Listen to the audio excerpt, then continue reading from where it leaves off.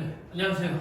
제 이름은 보스킴이고, 문법 영상을 원래 계속 이제 쭉 올릴 생각이었는데, 이게 어떻게 하다 보니까는 간단하게 설명하려던 것을 넘어서 조금 이제 너무 투머치하지 않았나라는 생각이 들어서 조금은 더 간결하고 이제 더 필요한 설명은 빠지지 않는 그런 생각을 하다가 결국에는 다시 설명을 하는 걸로 하기로 했고, 왜냐면 이게 문법 순서도 일정하지가 않았고 시험 기간이 겹치다 보니까는 시험 기간에 우선시되는 것을 먼저 올리기도 하고 하다 보니까는 순서가 조금 잘못되고, 그다음에 영상에서 또 보면은 잘못된 정보 전달도 했었던 것도 있었고, 그다음에 빠뜨리고 안 하거나 그랬던 것이 있어서 결국에는 다시 잘 정리를 해서 이렇게 올리는 것으로 결정을 했습니다. 그래서 오늘 할 거는 이제 다시 처음에 우리가 했던 팔품사부터 다시 설명을 시작을 할 건데, 팔품사 여러분들이 물론 잘 알고 있겠지만 저만의 스타일로 또 앞으로 여러분들이 이제 해야 될 그런 스타일로 정리를 다시 해보도록 하겠습니다. 그래서 명사는 이름 있는 것들을 다 우리가 명사라고 합니다. 근데 그거는 여러분들이 너무 잘 알고 명사의 종류가 또 5가지가 무엇인지도 너무 잘 알고 있을 텐데 그걸 넘어서서 우리는 이제 명사를 이렇게 정리를 해볼 겁니다. 주어, 목적어, 보어, 그리고 혹은 동격.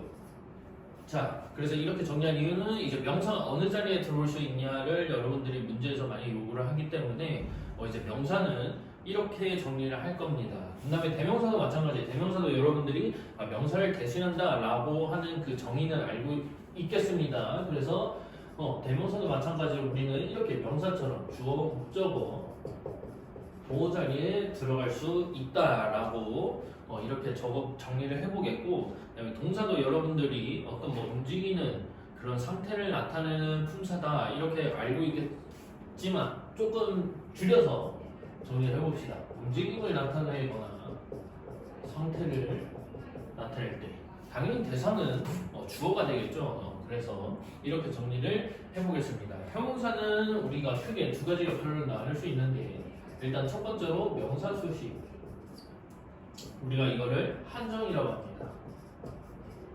또는 상태를 서술. 어떻게 정리했지? 상태를 설명. 그리고 우리가 이걸 서술적 문법이라고도 하는데, 우리가 이거를 앞으로 배울 문장의 성분에서 보어라고 이렇게 적어 보겠습니다. 그래서 주어의 상태를 설명한다 라고 하면 주격보어라고 우리가 이야기를 하고, 목적어의 상태를 서술한다 라고 하면은 그게 바로 목적격 보어가 되겠죠. 그리고 그 자리에는 이제 형용사가 들어가서 이제 상태를 설명해 준다. 그리고서는 우리가 또 하나를 더 추가를 하자면 현재 분사, 분사, 과거 분사 이렇게까지도 정리를 해보겠습니다. 현재하고 과거 분사는 동사에 이제 ing나 ed를 붙여서 동사지만 우리가 이렇게 분사가 모습으로 바뀜으로써 성격은 이제 형용사적 성격으로 바뀌게 돼서 이건 앞으로 분사 때 다시 한 번 더 설명을 하기로 하겠습니다. 자, 그렇다면 형용사는 이제 명사를 수식하는데, 자, 그렇다면 나머지 품사들을 수식을 할 수 있는 게 뭐가 있냐면 이제 부사가 있습니다. 부사. 그래서 부사는 동사, 형용사, 부사 혹은 문장 전체를 수식 이렇게 한다고 해요. 이렇게 하고, 그 다음에 제일 중요한 거는 생략 가능하다. 여기서 하고 싶은 말은 부사가 문장 성분에 영향이 문장 형식에 영향을 주지 않는다라고 우리 씁시다. 문장 형식에 영향을 주지 않는다. 이게 가장 중요합니다. 그래서 부사가 없어져도 말이 된다는 것, 그걸 꼭 기억을 하시고, 그 다음에 전치사는 제일 중요한 게 명사 앞에 위치 한다를 여러분들이 제일 먼저 기억을 해두세요. 여러분들이 이제 한자를 알고 하면은 더 편할 겁니다. 그래서 앞전자에다 위치할 치자를 써서 전치사인데 우리가 지금 배우고 있는 한국에서 배우고 있는 문법들은 대부분이 다 일본에서 이제 한자로 이렇게 넘어오면서 우리나라 말로 이제 번역이 된 그런 건데 당연히 추후 설명할 이제 뭐 완전이라는 개념이나 뭐 불완전이나 이런 개념이 조금 와닿지는 않을 수 있습니다. 근데 이 지금 하는 설명을 잘 듣고 하면은 최대한 여러분들이 이해할 수 있게 도와줄 거고, 그다음에 전치사랑 이제 명사랑 합쳐졌을 때는 이게 형사구나 부사구를 이룬다라는 거. 그래서 우리가 구랑 절의 개념은 뒤에서 한번 다시 정리를 하게 될 것입니다. 자, 그 다음에 접속사는 단어, 구, 절과 절을 연결을 해주는 기능을 가지고 있습니다. 그래서 접속사는 크게 두 가지로 나눌 수가 있는데 우리가 등위 접속사, 이건 조금 밑에다가 보게 되면은 등위 접속사 그래서 종류 and, but, so, or, for 이런 접속사들이 등장을 하게 됩니다. 그리고서 또 하나가 등장하는 게 종속 접속사라고 합니다. 자, 그렇다면 종속 접속사에는 이제 종류가 뭐가 있냐라고 말을 하게 된다면 이 등위 접속사를 제외한 저 5가지를 제외한 나머지라고 볼 수 있겠습니다. 그래서 이렇게 종류를 나눠 보았고, 그다음에 감탄사는 여러분들 인터젝션이라고 해서 이제 감탄사를 배우게 되는데 우리가 감탄사라고 딱 기억하기보다는 더 중요한 게 감탄문을 만드는 그 방법하고 그 형태가 더 중요하기 때문에 우리가 뒷부분에서 이제 감탄문을 배울 때 그때 다시 정리를 한번 하기로 하고선 이렇게 해서 바로 문장의 형식으로 바로 넘어가 보도록 하겠습니다. 그래서 문장의 형식을 일단 먼저 알기 전에 이거부터 정리를 합시다. 여기 조금 빈 공간이 있는데 우리가 문장의 성분 중에서는 크게 주어, 동사, 목적어, 보어 이렇게 4가지 성분으로 이제 문장이 이루어지는데 그 중에서 우리가 보어가 없어요 라는 것을 보어가 필요 없어요 라는 것을 우리는 완전이라고 합니다.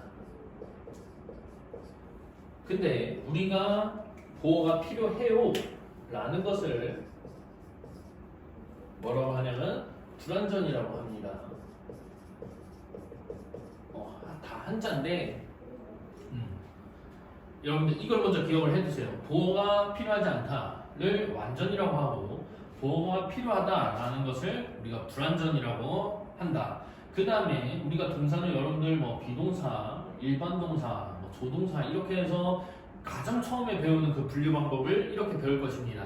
근데 그거는 우리가 어떤 역할에 따라서 분류를 했다라고 하면은 동사는 여러 가지 기준을 정해서 나눌 수가 있는데 지금 여기서 할 거는 동사가 목적어가 필요하느냐, 필요하지 않느냐라는 기준을 가지고 설명을 하게 되면은 자동사가 있고 타동사가 있습니다. 이거는 목적어가 있냐 없냐를 기준으로 나눈 겁니다. 자동사는 혼자 올 수 있다라고 생각을 해주세요. 혼자 올 수 있다. 근데 타동사는 혼자 올 수가 없다라고 기억을 해주세요. 즉 그 말을 다시 정리하자면은 혼자 올 수 있으니까 목적어가 필요 없다.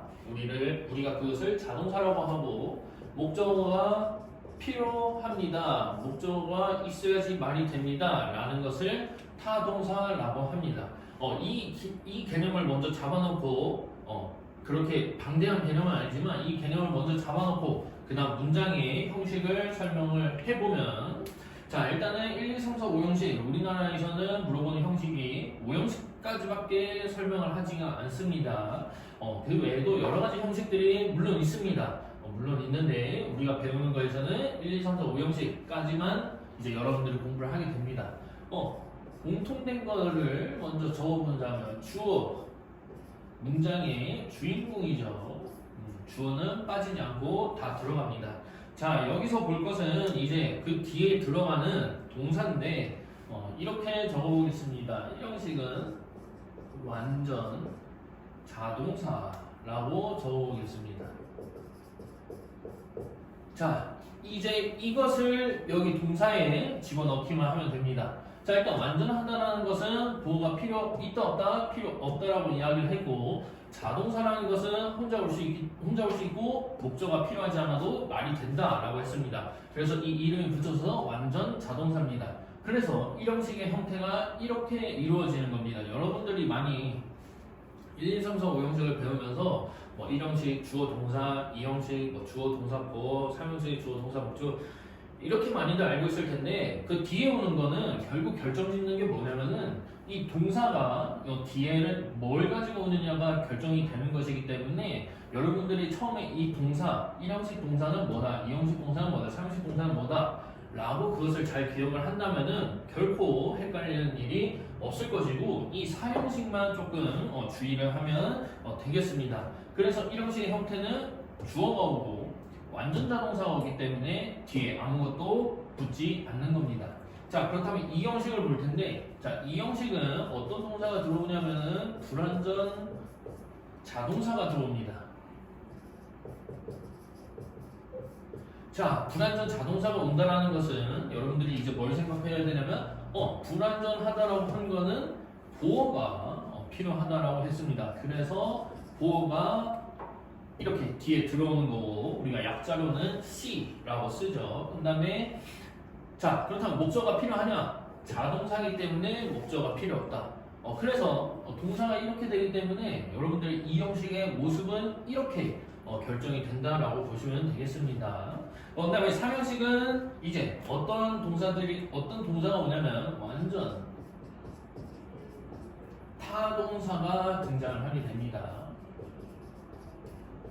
이제 3형식에서도 자세히 다루겠지만 동사가 한 단어처럼 이렇게 있는 게 아니라 때로는 어떤 동사하고 전치사가 만나서 하나의 타동사를 이루는 경우도 있습니다. 그거는 이제 3형식을 조금 더 자세히 다룰 때 다시 알려주도록 하고, 일단 중요한 건 이거부터. 자, 완전하다라고 했습니다. 완전하다라는 거는 보어가 뒤에 오지 않습니다. 근데 타동사이기 때문에 여기 목적어가 필요로 한다는 겁니다.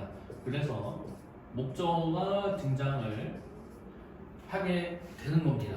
그래서 3형식의 형태는 주어, 그리고 동사, 어떤 동사? 완전 타동사, 그리고 목적어, 이렇게 해서 3형식이 만들어지게 되는 것이고, 4형식을 보기 전에 우리가 이거 먼저 보겠습니다. 5형식을 먼저 보겠습니다. 5형식은 불완전 타동사가 오게 됩니다.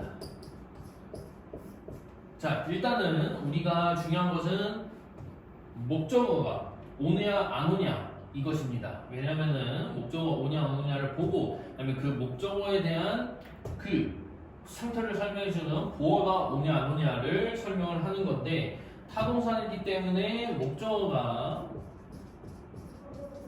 오게 되는 거고, 그 다음에 이 목적어에 대한 상태를 설명해주는 그런 동사가 5형식 동사이기 때문에 우리가 목적어 뒤에는 이 목적어를 더 설명해주기 위한 보어가 이렇게 오게 되는 겁니다. 그래서 우리가 이 보어를 목적격 보어라고 하는 것이고, 구분지어서 이 형식에서는 이 주어의 상태를 더 설명해주는 거기 때문에 주격 보어라고 적는 겁니다. 자, 그래서 여기까지 이렇게 했으면은 4형식은 왜 비워두었냐? 4형식은 조금 특별하다라고 보면 되겠습니다. 4형식은 우리가 흔히 여러분들의, 왜냐면은 저희 시험 문제를 그렇게 설명을 해야지 무슨 대학교 수업하는 것처럼 하면 안 되니까는, 자, 4형식은 우리가 수요동사라고 합니다. 수요동사라는 말은 앞에서 무언가를 준다, 이게 줄 숫자를 쓰기 때문에 무언가 주는 동사들, 대표적으로 우리가 기부를 배울 겁니다. give를 쓰고 그다음에 뭐 make를 쓰고 cook를 쓰고 여러 가지 이런 주는 동사들을 쓰기 때문에 우리가 그런 동사들을 한데 묶어서 수요 동사라고 하고 그 종류도 나중에 한꺼번에 다 정리를 할 것이기 때문에 일단 우리가 배우는 포커스 팔품사 문장 형식이기 때문에 읽어보게 되겠습니다. 그래서 수요 동사는 이 동사에 대한 어떤 그 물건을 받는 사람도 있어야 되겠고 그 다음에 어떤 물건인지도 내가 어떤 물건을 주는지도 하기 때문에 우리가 이 수요 동사에는 특이하게 목적어가 두 개가 등장을 하게 됩니다. 그래서 우리가 여러분들 사전을 찾아보면은 give라는 단어를 찾아보게 되면은 앞에 괄호가 이렇게 되어 있고 무엇을 주다 이렇게 되어 있을 겁니다. 즉 어떤 물건에 대해서 주다. 그래서 그거에 대한 직접적으로 영향을 받기 때문에 직접적으로 써져 있는 거기 때문에 우리가 뒤에 있는 목적어 to를 직접 목적어라고 하고 그 다음에 간접 목적어라고 하는 것은 이제 받는 사람을 이야기를 하는 겁니다. 그래서 여러분들 많이 간접 목적어를 누구누구에게 라고 이렇게 배웠을 거고 그 다음에 뒤에 있는 목적어 to를 직접 목적어라고 해서 무엇을 이렇게 어떤 물건이 온다라는 것을 배웠을 겁니다. 그리고 중요한 거는 사형식은 이제 또 삼형식으로 바꿀 수가 있다라고 여러분들 배웠을 겁니다. 그래서 그 뒷부분도 우리가 사형식 들어갈 때 할 것이고 당연히 바꿀 수 있는 게 있으면 바꿀 수 없는 것도 있기 때문에 우리가 이 동사만 잘 구분을 한다면은 여러분들 문장의 그런 형식은 어렵지 않게 풀 수 있을 거라고 생각을 하게 됩니다. 그렇게 해서 이렇게 팔분사 문장의 형식까지 정리를 해보았고 그 다음에는 문장의 성분. 자, 문장이 어떤 성분으로 이루어져 있냐? 이거는 아까도 잠깐 설명을 했는데 뭐 주어, 동사, 목적, 보어 이렇게 나온다는 것. 그래서 그걸 조금 더 예문과 함께 자세히 살펴보도록 하고 오늘은 여기까지 하도록 하겠습니다.